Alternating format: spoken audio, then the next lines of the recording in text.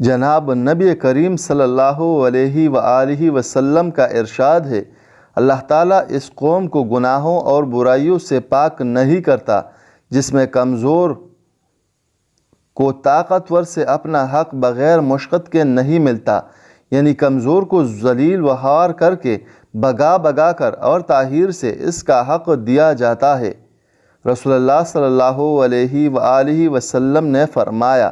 میں قیامت کے دن جنت کے دروازے پر آؤں گا اور دروازہ کھلواؤں گا۔ جنت کا دربان پوچھے گا، آپ کون ہے؟ میں جواب دوں گا، میں محمد۔ وہ کہے گا، مجھے آپ ہی کے بارے میں حکم ملا تھا کہ آپ سے پہلے کسی کے لیے دروازہ نہ کھولو۔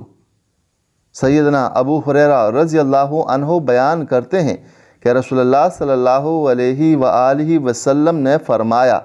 جس نے اپنے گھر میں وضو کیا پھر وہ اللہ کے گھروں میں سے کسی گھر یعنی مسجد کی طرف چل کر گیا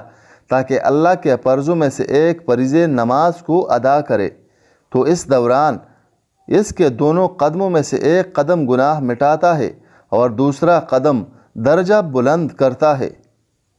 فرمان مصطفیٰ صلی اللہ علیہ وآلہ وسلم میں